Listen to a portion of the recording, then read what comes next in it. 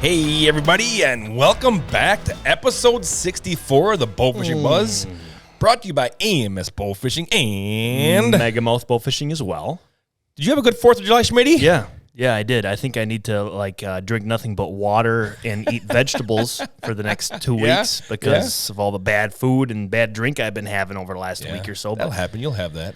Absolutely. You'll have that. It was fantastic. Good. So it was all good. How about yourself? We had a good time, and I hope all of our listeners had a wonderful 4th of July. I know up here in the central Wisconsin, we had some great weather. Yeah. Hot, in the 80s almost every day. A couple storms here and there, but that was about it. But otherwise, it was beautiful out. Yeah, it was. We couldn't have asked for better weather, really. No, we couldn't. And I did see some areas had a little bit of, you're having some stand issues over there, Schmitty. My microphone will not stay in its proper place. There we go. There you that go. or I grew There a you couple go. inches over the last week or so.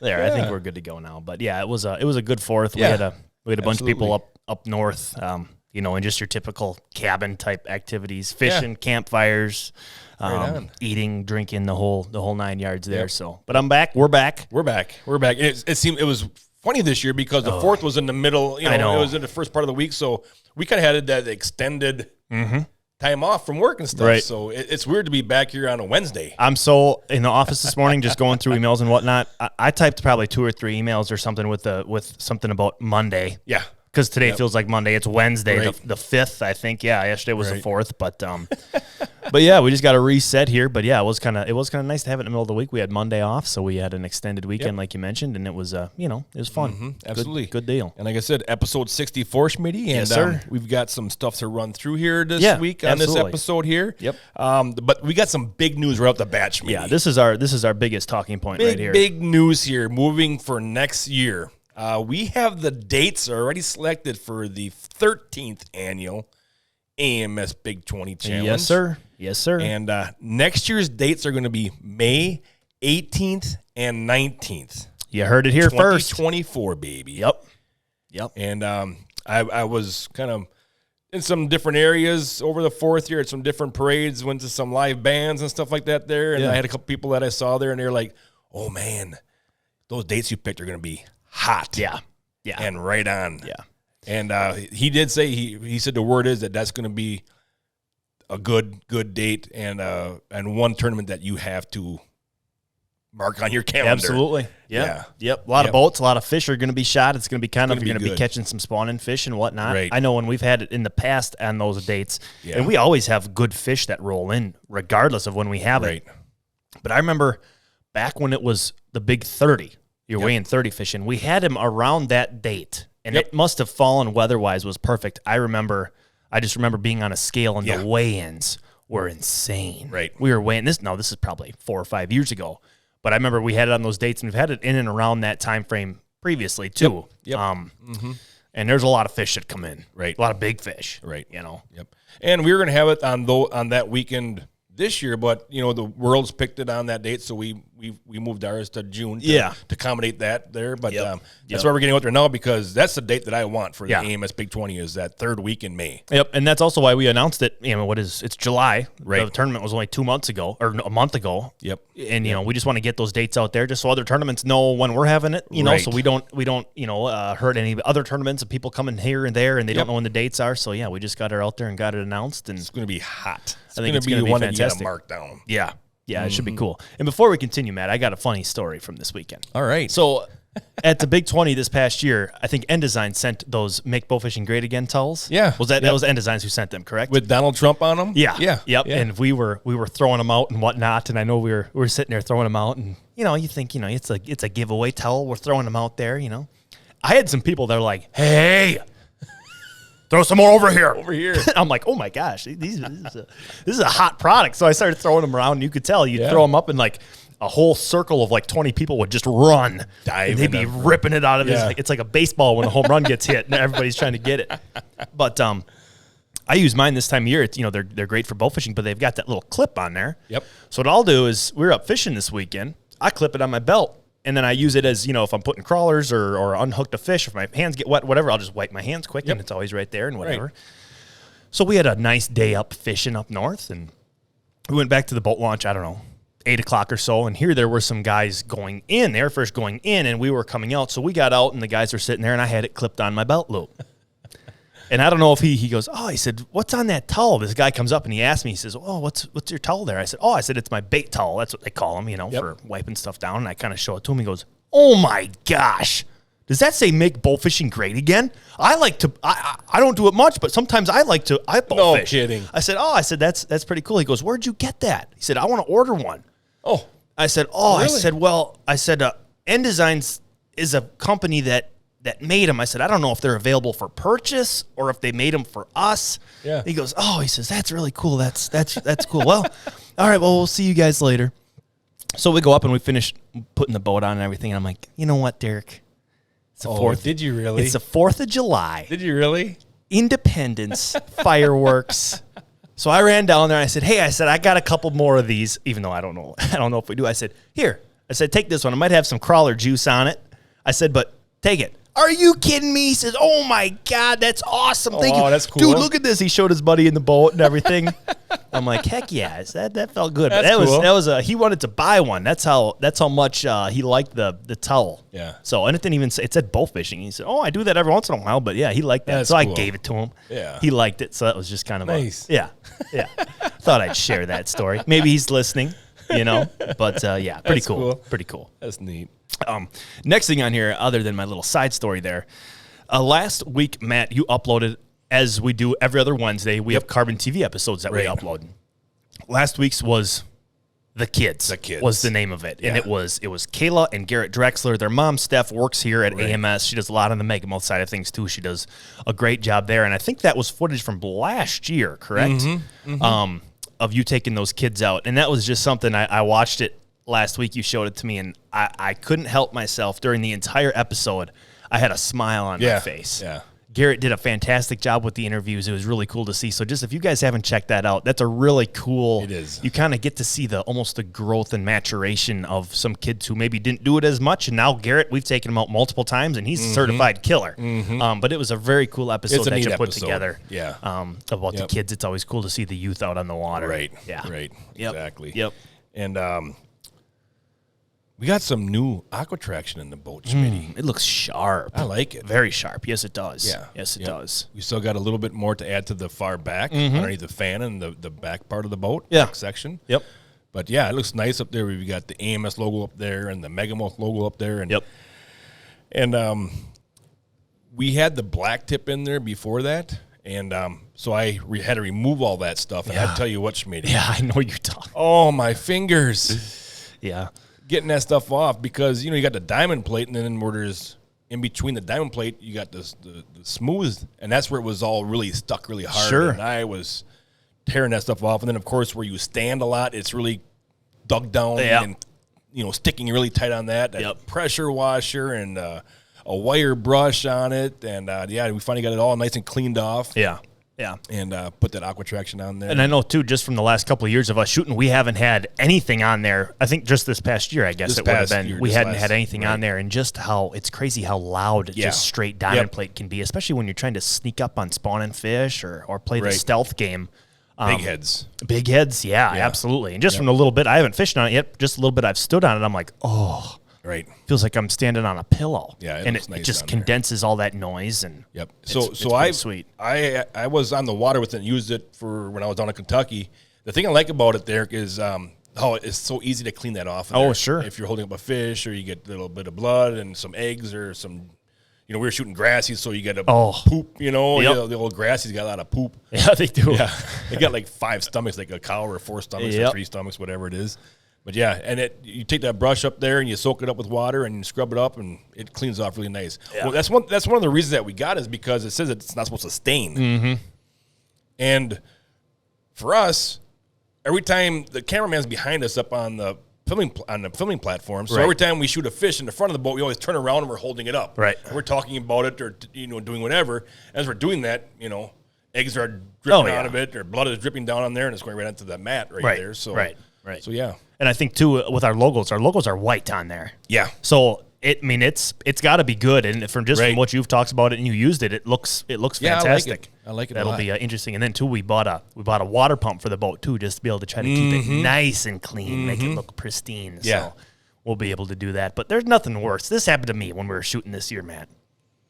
It's not a bad thing, but when you're filming at night, it kind of looks like a bad thing. So we'll be going along filming, as you know. Oh, shoot a fish. Oh, yeah, this is awesome. You're filming, doing the whole filming aspect. And then what we'll do is the camera goes off, gets flipped into camera mode, and we all sit down if it's a sizable fish, and we sit and we prop everything up, and we take some different angle pictures and whatnot. There's nothing worse. I know what you're going to say. Than propping up your bow all nice and pretty against the fan stick, and you sit down in the corner, you got a nice 30-pound fish in your hands, feeling good, everything's set. And as you lower your butt down to sit, all of a sudden you just hear, and you're like, oh God, and you just sit in a pile of water and blood and eggs. Yep. That's on the light rail. Yes. Yeah. The aspect of that happening is not bad, but then for the rest of the night, it looks like you got swamp butt up in when you're getting filmed. Because you can see in the back of you. Yes. Yeah. And you're like, oh my God, that dude's butt sweats or something. What's going on here? It's like, no, it's just water. Pile. Yeah. But yeah, that Aquatraction too, it's got those slits in it too, so everything can kind of run down on its own naturally. So that'll be really cool. But yeah, Aquatraction is the name of the company that did it for us. And they can customize pretty much anything, different colors, different logos in there, and different patterns. We were going back and forth with different designs for it for a while. Right. So yeah, Aquatraction, pretty cool. Check them out. It's worthwhile. One thing that I wanted to make sure that it did is it stuck the diamond plate. Oh sure. And they said absolutely. Yeah. Absolutely will. So, yeah. And so far, it's been sticking darn good. Yeah. Yeah, it looks good. Sticks good. So I'm excited to get out and do some shooting on it. That'll be awesome. Yep. Speaking of doing some shooting, we got some BA records on the list here, Matt. Yeah. We always like to go through and do this. First one here, congrats to Jackson Newhouse on his BAA Virginia Youth Record common carp weighing 38.5 pounds. What a toad. That's a heck of a common right there. Yeah, that's awesome. Those youth records are so cool. Congrats to Jackson Newhouse. You bet.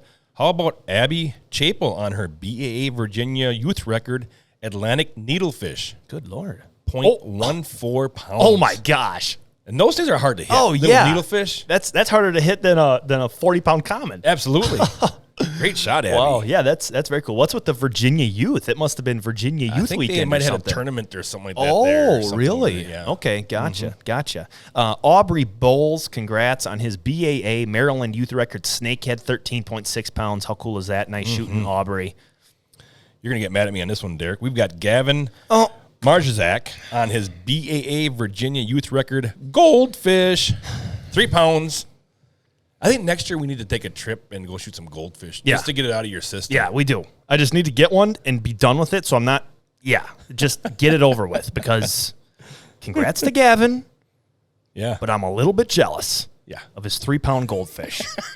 I'm going to buy a goldfish and just get it big enough, and then I'm just going to shoot it out of my fish tank just to try to get it out of me. You should get one and throw it in the river behind your house. Yeah, in the little creek. Oh, I got one. Yeah. I'm going to cheat. That's what I'm going to do. Congrats, Taylor Bottoms on his BAA Maryland Youth Record, BAA Maryland Youth Record, and BAA Maryland State Record Flathead Catfish, 42.3 pounds. That's good Lord. Actually, you missed a word there. It was a Youth World Record. Youth World Record. Yeah. Good Lord. Yep, so that one fish got him the Youth World Record as well. That's crazy. That is wild. Nice shooting there, Taylor. That's a toad right there. That's a big cat. Yep. It's kind of cool because we just had the carbon episode of the kids. Oh, yeah. There. And then we bump into the BA records. Here they're all youth records right here. Yeah, so just to give Taylor his proper his credit here, BAA Maryland Youth World Record, BAA Maryland Youth Record, and BAA Maryland State Record Flathead Catfish. Right. Awesome. That's very cool, Taylor. That's a good fish, too, right there. Absolutely. So our last podcast, Matt, you were actually not in the shop here. You were not in the studio here. You were down at the Jared Ashmore Youth Tournament with Cody Lovett. He's been shooting with us a lot, and his sister Tori. Right. You just want to talk about the whole trip here, taking Cody out, and just everything that went on there?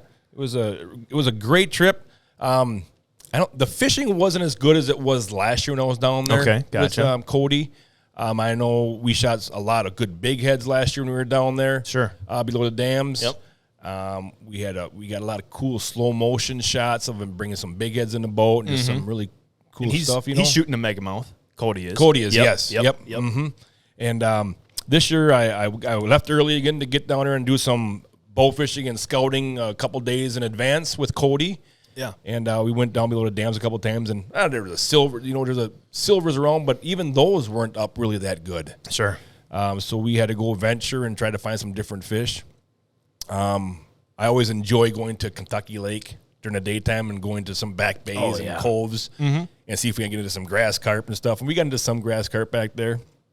But then the next day, we went out with Cody's sister, who was going to be shooting with us this year. Sure. She's 12 years old. Yep. Tori Lovett. So we went down below the dam again. And once again, just not much up. You know, Nothing crazy. This wasn't much up there. And so we went back to the lake.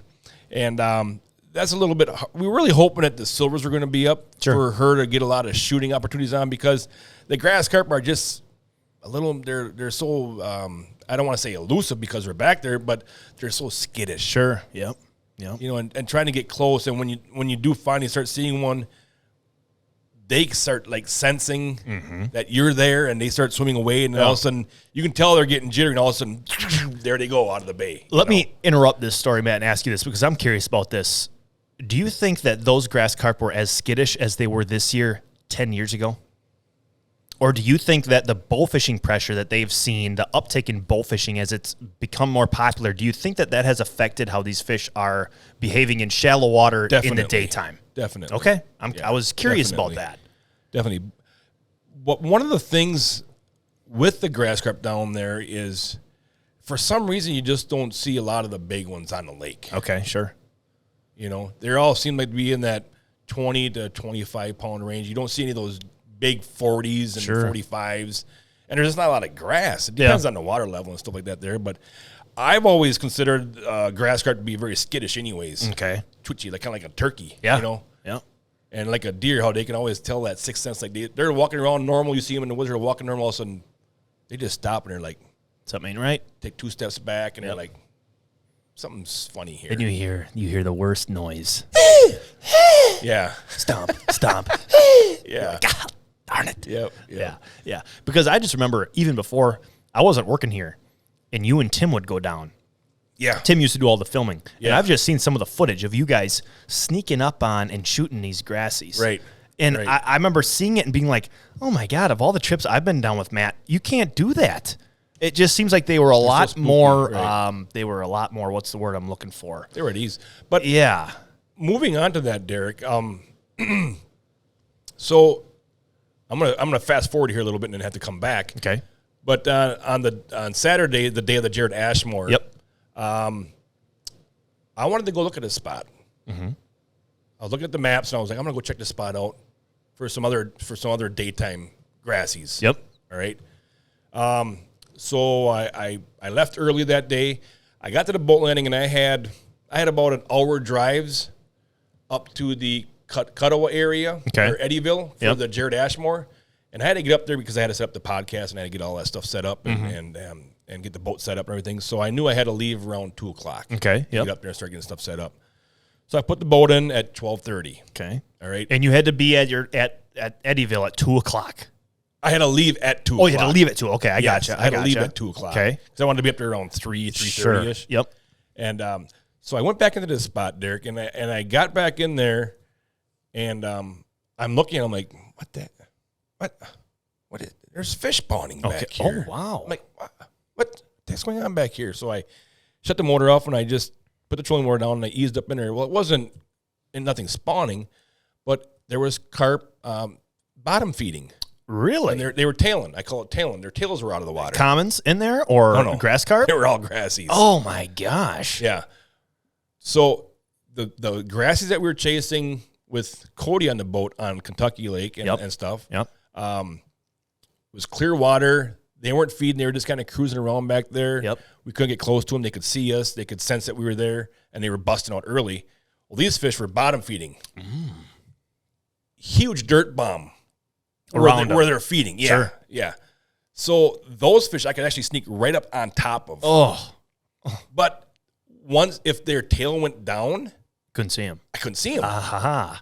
unless they completely turned sideways and turned to where I could see the side of their silver on the bottom part of their silhouette of their scales. Yeah. Then I could see them. But it was really neat because, like I said, no, those fish, yeah, you could sneak right up onto because it was dirt. They were leaving big dirt bombs. Mm-hmm. But I tell you what, I shot a couple fish back in there. It was awesome. But you make any type of noise, that arrow hit, boom, hitting that water, or the arrow hitting the side of the boat, you could just see, fish taking off and blowing out and out of there. But yeah, it was really cool. So if you had to guess within your line of sight, looking around, how many grassies do you think were in there? I'm not going to tell you. Oh, okay. That means a lot. Let's just say that there's a lot of fish back in there. It's a new spot I found, so I'm going to definitely go back and check it out. Cool deal. And you had to leave early. Yeah, I kept. There's actually video, and I forgot that I had the GoPro on my head, and I was just watching it here last week, Schmitty, and I must have left it on, and I kept it running as I was going across the water. Yeah. And had it on. And you could see me, I reached in my pocket, you could see me, I look up my phone, and it was like 1:57. And you could hear me saying in the audio, you could see, oh man, I got to hurry up. And I put it back down there. Then the next time I looked at my phone, it was 2:03. I'm like, oh man. And then I started getting ready to leave. So, yeah. Oh, that's tough to leave. But it's definitely going to be a spot that I'm definitely going to go back and check out because we actually thought about shooting it for the tournament that night with the kids. But I just think it was just too dirty. Sure. For the kids to be able to see in there. Yeah. Because at nighttime, they're not going to be doing that. Mm-hmm. What are they going to be doing at nighttime? I don't know. All right.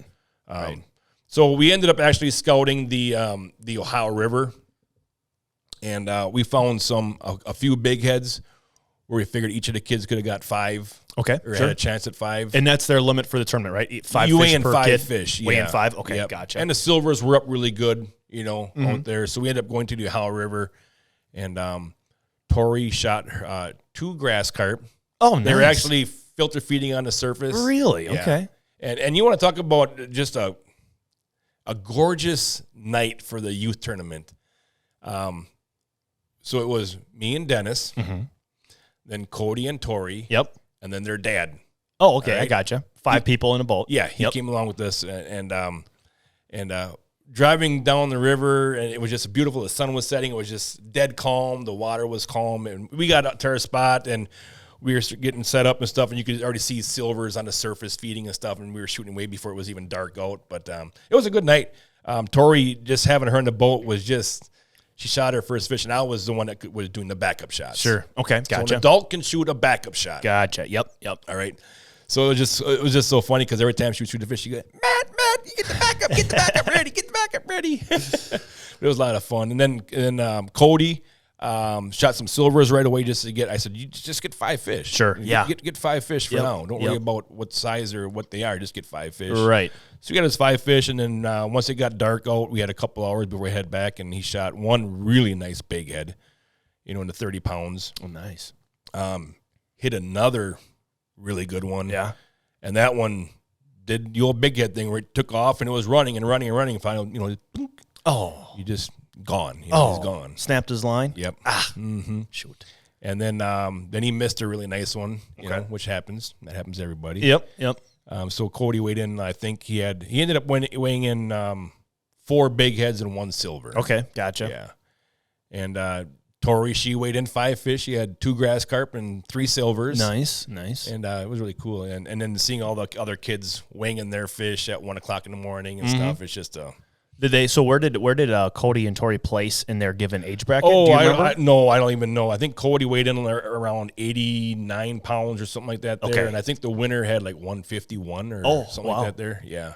Yeah, they had some good big heads. They had some really good big heads. Yeah. But yeah, it's just an awesome event, and one that I really look forward to every year. I know Randy Woodward also puts on the Youth Worlds. Oh, sure. Down in Oklahoma, and he called me, and he said they had like over 200 and some kids. Oh my gosh, for that event. It's so important for the future of bow fishing. Yeah. That's awesome. That's very so they cool. really had a heck of an outing down there. So hats off to Randy Woodward also for doing everything he does down there for the Youth Worlds. I know they have vendors set up down there with food, and they have 3D archery, and then of course the bow fishing and stuff. So he called me. And he said it was a great turnout this year. Cool. Mm-hmm. That's very cool. That's you love to see it. Yeah. Yep. So then so that was Saturday. Okay. All right, and then Saturday night, and we did the youth thing, And then I was going to sit down 2 extra days. I wanted to go out and do some big head hunting myself and go see if I get another big head, you know? Yeah, yeah. And, of course, all the days before that was beautiful, gorgeous out. Sunday night, we get to the boat landing, look at the radar, and it's rain coming on. Let's just sit here and wait. So we're at the boat landing at 8 o'clock at night. We sat in the truck at the boat landing until 11 o'clock. Oh, man. Yeah. Just rain, lightning, the storms and just stuff like that. Just hoping it was going to let up that you could go out. You could look at the radar and you're like, okay, you just play forward, you know, and you're like, okay, it should be done around 10:30, quarter to and stuff. So, and it finally let up, so we put the boat in and yeah, it was pretty slow. Oh, okay. It was pretty slow. Yeah. So, like I said, we put the boat in at 11 o'clock. Okay. Went looking for big heads, you know, and I shot one at 3:30 in the morning. Oh my gosh! Were you seeing any fish? We were seeing fish, but of course now I'm just looking for Mr. Big. Yeah, just looking for a big, you know, a big one. So saw that one laid up. He was actually facing away. Oh, and I hit him with the lights. It was facing away from me. Yep. Turned the lights off. Went that direction a little bit closer and hit him again, and he was still sitting there feeding, like I said, with his back to us. Yep. And smoked him, and I probably fought him for 10 minutes or so. Oh, wow. 7 minutes or so. Okay. Pretty good fish then. Yeah. Oh, yeah. I knew it was a good fish. Okay. I knew it was a good fish. And that's one thing that, you know, I really, really like about the retrievers is the no drag system. Sure. I like fighting those fish with my hands. You know, I get down in the boat. I just let him do his thing, slowly bring him back up. And I didn't want a backup shot into this fish. I just wanted to do it all with one arrow, you know, one shot. I didn't want a backup shot into it. I knew it was a big fish, so I was playing him a little easy, of course. At first he came in, he was coming into the boat real nice. And then I knew it. Then he went underneath the boat, and I'm like, okay. Now he's gonna. Now he's it's gonna his do turn something. now. And then he did the old took a ton of line out. So now I bring him all the way back in. He did the same thing again, and then the third time he does the big head thing where they're making I call them beagle circles. Oh, they're making circles. They're just making circles. Yep. And finally he came up alongside the boat there, and I reached in and I grabbed him in the mouth and pulled him in, and I knew it wasn't as big as the one I shot 2 years ago, but he was a darn good big head, you know. And he ended up weighing 67.2 pounds. Jeez, yeah, that's a stud. He was a good one. Yeah, he was a good one. That's a stud. Yeah. Yep. Worth a night of slow shooting. I mean, that's a toad. Yeah, it's a good fish. Yeah. It's a real good fish. And I was very happy with it. I mean, to me, when I can shoot something of that size anywhere, I'm tickled to pink. The hardest part about those fish is you cannot take a good picture of them to show the true size of them. Oh, sure. You just can't. Yeah, yeah. It's so hard to take a good picture. You can make a 30-pound fish look ginormous, but you can't make a 67-pound fish look 67 pounds. Yeah. They just don't look it because you can't see the girth, you can't see the back, you can't see the stomach. Right. You know, it's hard to make those fish look big. And along with that, it's hard to hold those things. I was just going to say that, too. You shoot a 30-pound fish, you can manipulate and hold them out and do whatever. When you shoot a 67-pound fish, you're just doing everything you can to keep them up long enough to take a picture. Right. Yep. So I was happy. I shot that big one. And then I was, we had one more night to go chase some big heads, and it just didn't pan out at all. Yeah. Just didn't have that, Had 2 nights to try to get something done, and it just didn't happen. Weather didn't cooperate. Once again, it rained as we were heading to the boat launch the second night. Sure. We ended up sitting there waiting for it to rain to stop again and stuff. We did shoot one. That one was 62 pounds. First time we shined the lights. I mean, even still, good Lord. First time we hit the lights, boom, there was one. Buddy shot it, got in the boat. That was it. Oh, man. That's tough because you do that, you're thinking that, oh boy, we're about to have the night of our lives. Right. First fish of the night. First time we just hit the lights. Boom, there he was. Yeah. That's funny because like deer hunting, you climb up in the stand, get settled in. Oh, look at that. There's a deer. Oh my gosh, they're going to be moving good tonight. Wow, I haven't been here for 5 minutes. That's the only deer you see. Same deal. That's so. Let me ask you this, Matt. You shot the first one you're talking about. You shot at 3:30. In the morning. Yep. Did you stay out? Did you stay out on the water longer after you shot that fish? Oh, yeah. You did? Okay. So you're probably coming back when the sun was coming up then. Oh, the sun was coming up when we were driving back to the boat launch. Yeah. It was already daylight when we were driving back to the boat launch. Jeez. Yeah. I don't know. Did you sleep at all during the day before?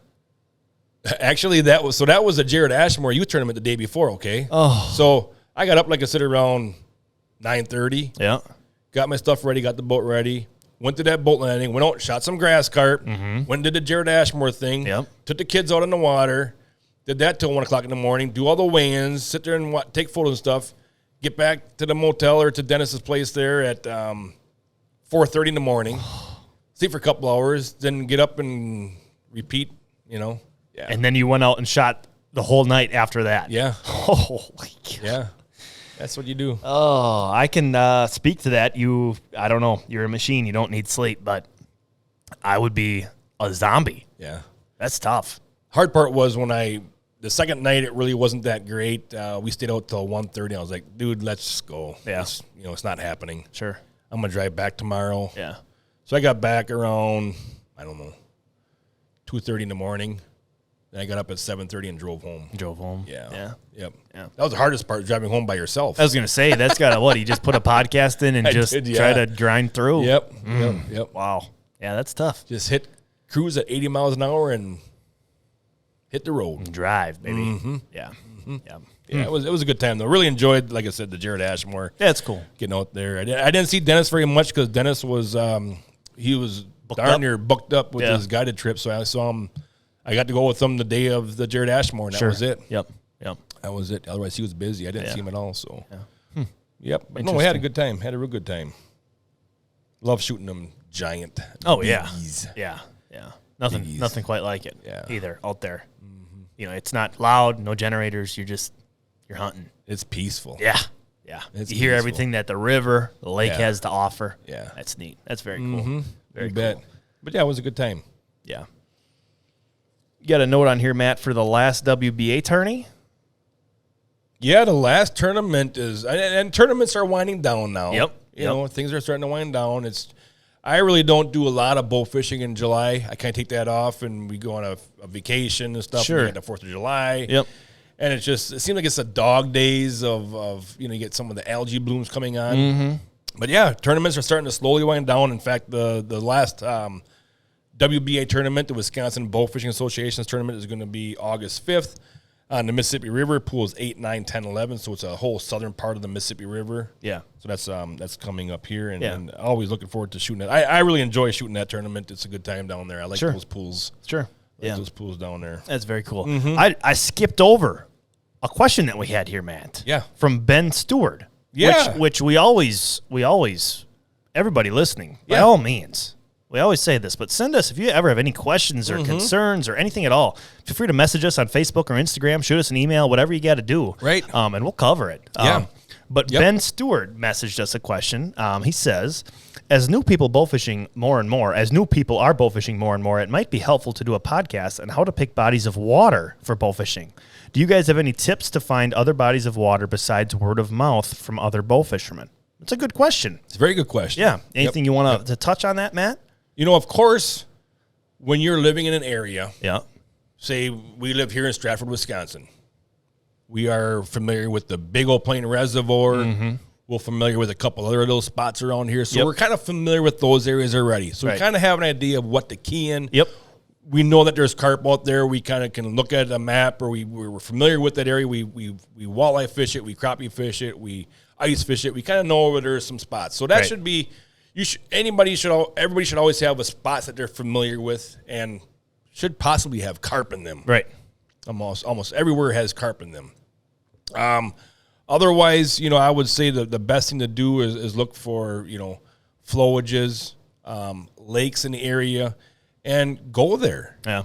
Do some scouting. Do some looking. Never hurts to put miles on your boat, checking out areas. Look at maps. Look at Google Maps. You can see where there's some back bays that have some shallow water by the shading on the colors of those maps. Right. Yep. You can check where there's creeks that are running in and out of there. Creeks running, coming back in, bringing in fresh water. You can see where there's vegetation. You can see where there's some points that come out. Shallow points on main lakes. Sure. Shallow points on flowages. Flats laying out there. Great spots. Yeah. So you should be familiar with some of those areas. Mapping is one great thing. Once you start keying in on those areas, you'll start figuring out a little bit of a pattern. But always remember that stuff can look absolutely beautiful, which I've seen more times than I want to. Stuff can look absolutely gorgeous. Yeah.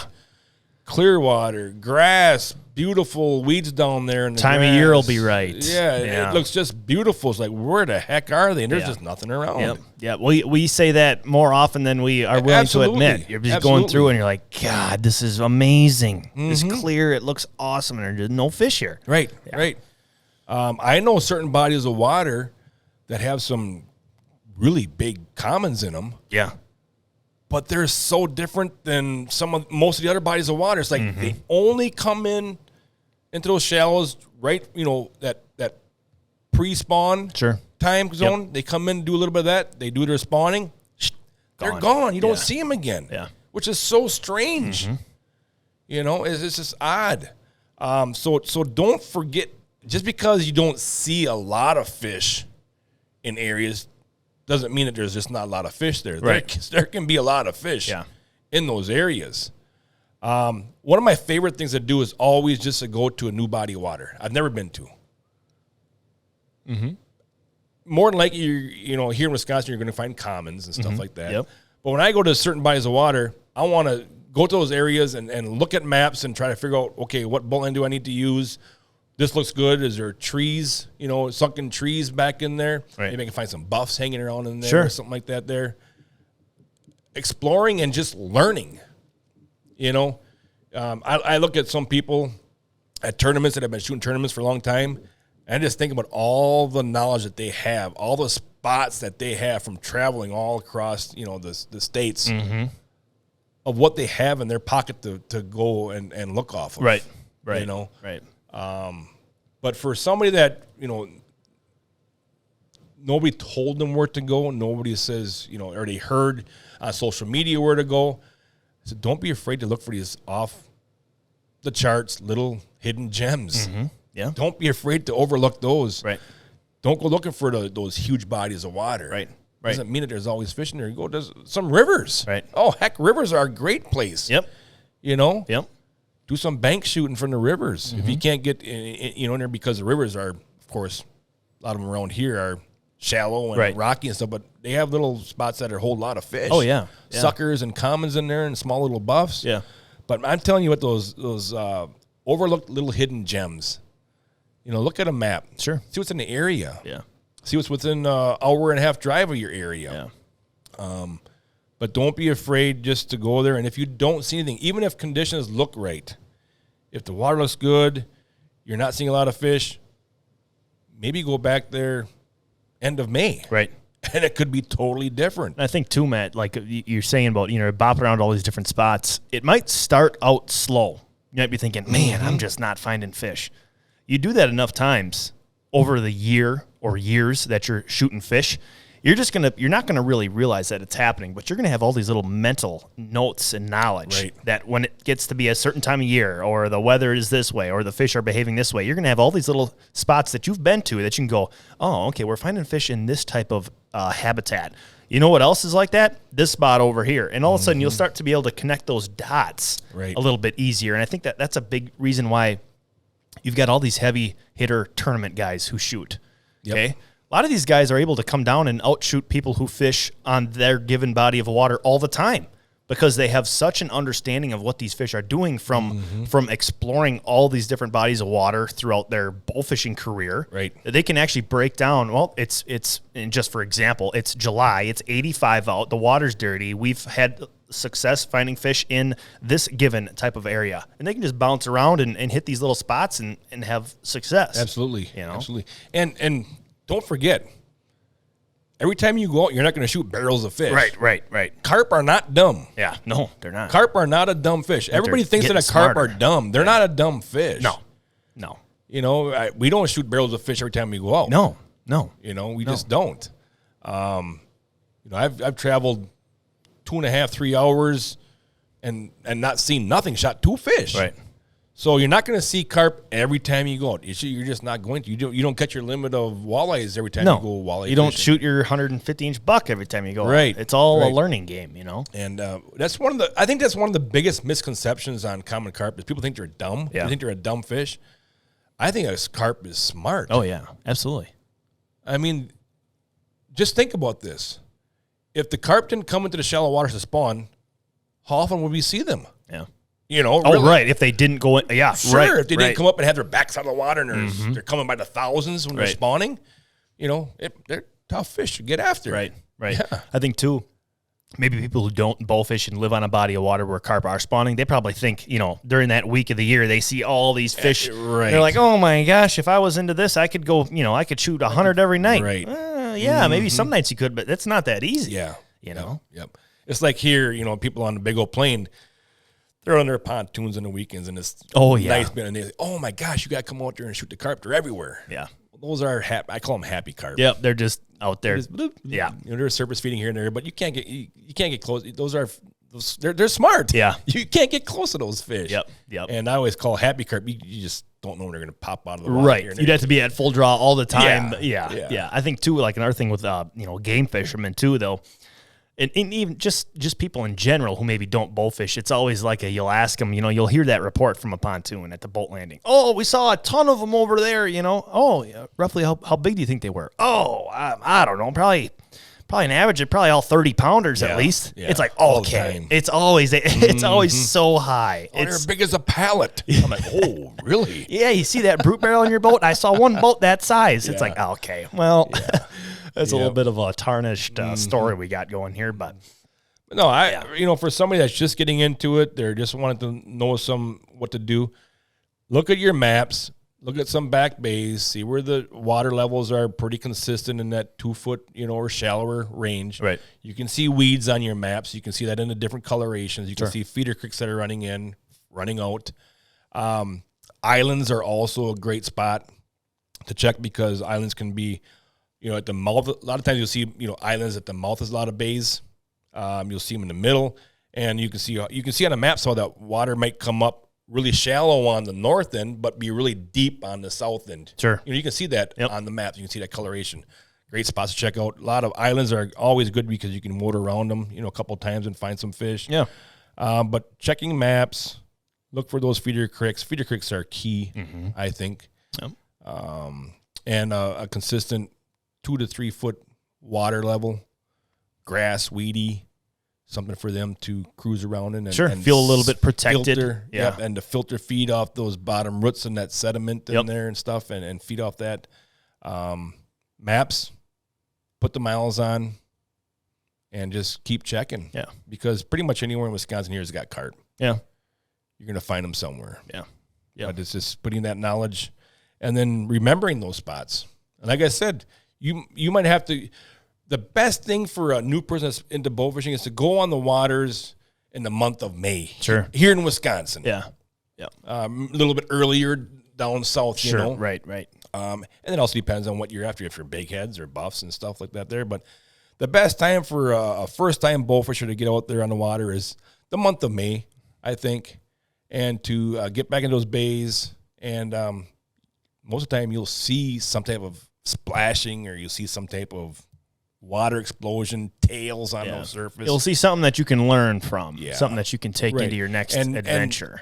And now you start working the puzzle. Yep. You start working that puzzle. Piece by piece. Yep. End of May, they're really spawning. Now, things are slowing down here now, you know, versus now the following year you might think about going out in March or April. Sure. Now you look for those feeder creeks that are dumping in fresh water. Yep. Oh, my gosh, here's a bunch of fish here. Right. March 17th when the ice was melting, you know, on this river. And look, why are all these fish here? Well, it's because it's bringing in all that fresh oxygen. Oxygen that from being deprived of oxygen all winter long. Yeah. Right. Yep.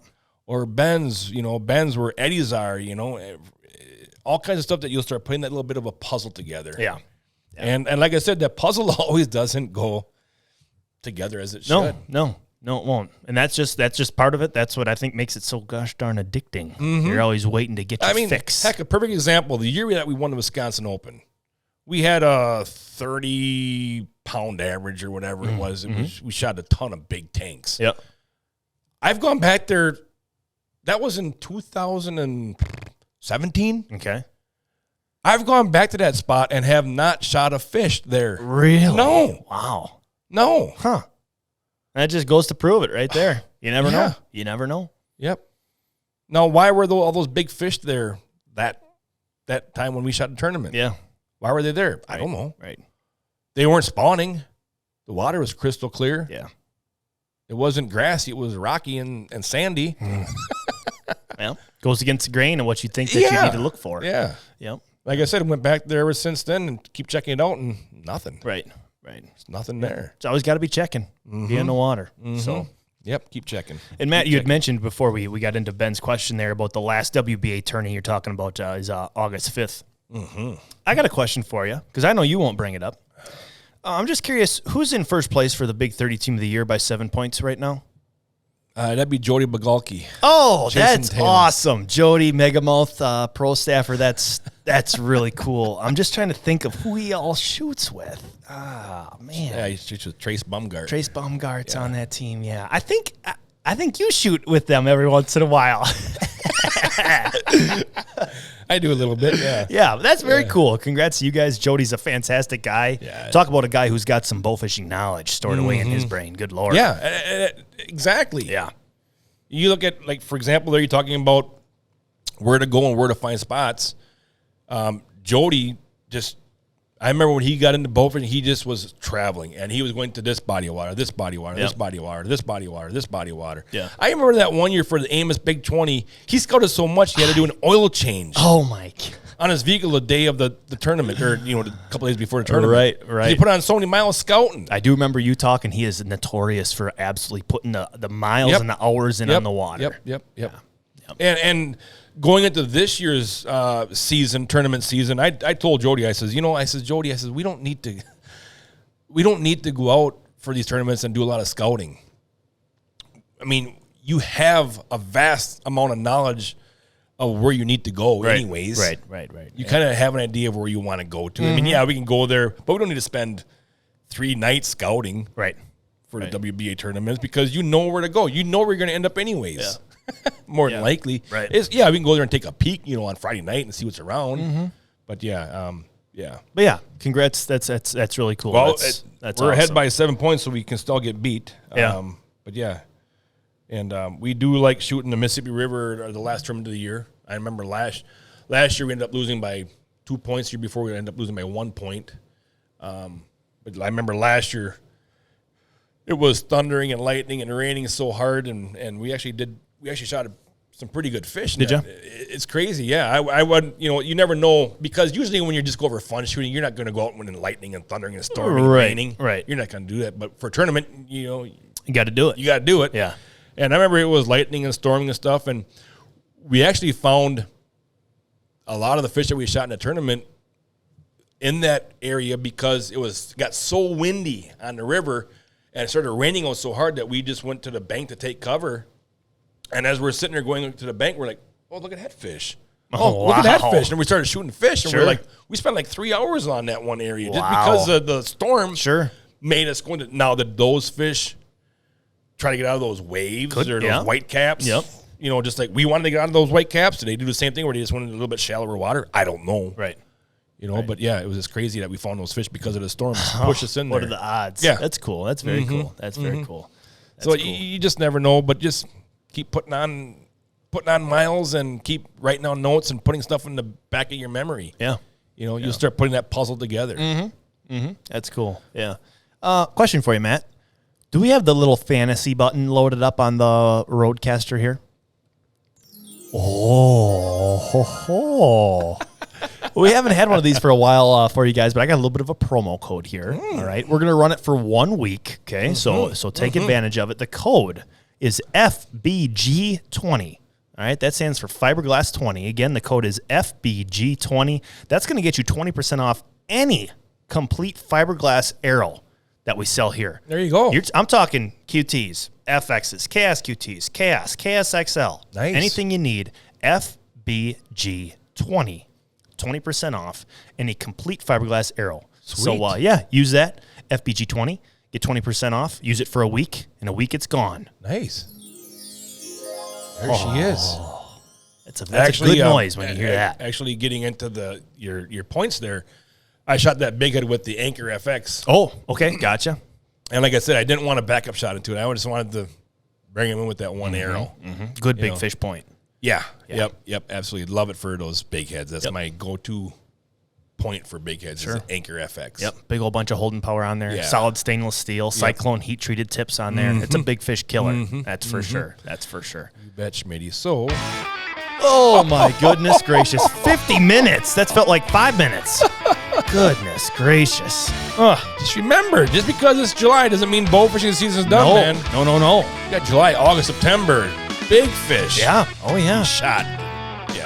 Yep. But you know what that means, Schmitty? That means it's time to wrap up episode 64 of the Bowfishing Buzz, brought to you by AMS Bowfishing and Megamouth Bowfishing as well. Get on the water, have some fun. Gotta love bowfishing, baby. Gotta love it. Absolutely. So from all of us here at AMS Bowfishing, we wish you the best of luck. And remember, aim low and think big. Thanks for listening, guys.